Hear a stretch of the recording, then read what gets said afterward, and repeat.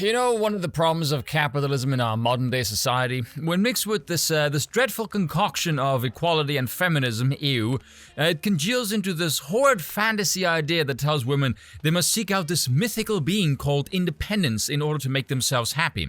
Now, one of the problems, aside from feminists having all the sex appeal of yesterday's pizza box covered in cat piss, is this inevitably leads a substantial portion of women cashing in on their youth and appearance, which can result in less than savory behavior, whether it's spreading your legs like Moses parting the Red Sea on OnlyFans or doing something as shady as this woman. How I saved grocery money by dating.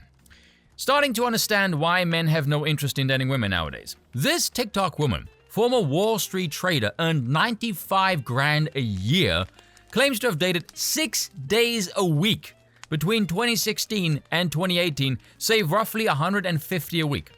Let's do some maths here. Let's say 125 a week. 52 weeks. That's about $6,500 a year at least. She's dating a guy a week, let's say. Obviously, it was more. That's at least 52 men. That's more than 3 rugby teams in a year. 312 dates.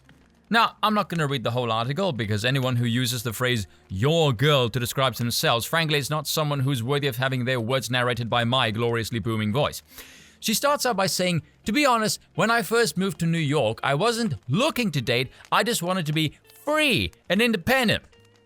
Free and independent, you know, that says a lot about you, that you consider dating to be in opposition to being free and independent, while you boast about saving thousands of dollars a year dating because you never bought groceries.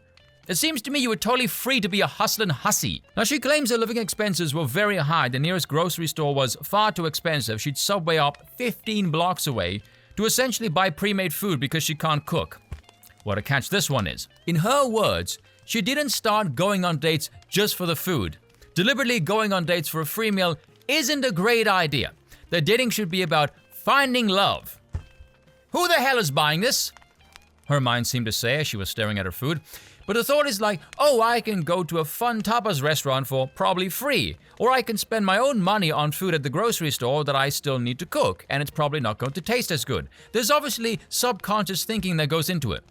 This is a woman who claims she knew a certain percentage of dates she went on she knew she wouldn't be paying, calling it financial forecasting. You can claim you didn't start going on dates just for the food, but evidently you kept going on dates for the food, seeing as you boast about how much money you saved not buying groceries for 2 damn years. Calculating your fiscal gain in your dating scheme, looking at the tapas example, for example, the whole basis for that analysis is purely financial, never mind how the date feels. And so she could do what with the money? Oh, things like saving and investing, like buying a Prada bag, a handbag worth at least $1,000. That's not subconscious thinking, that's actively conscious thinking. This thing described having to split the bill as worst case scenario, but it's totally not about the money while she was doing this for 2 damn years. Described the men as cheapskates if they wanted to split the bill, but she always offered to. So let me get this straight. If the guy agrees with you to split the bill and doesn't play into your fiscal gimmick, he's a cheapskate. But if you dupe him into paying for the whole thing, oh, you're just a savvy thinking woman is what you are. You hoard yourself out for food in a dating game. Who the hell are you kidding? I get the impression stooping low describes not only her ethics but also her sexual conduct. No wonder Lenny Kravitz sang "American Woman, Get Away From Me." That is all for today. Thank you for watching and beware the money-hungry skanks.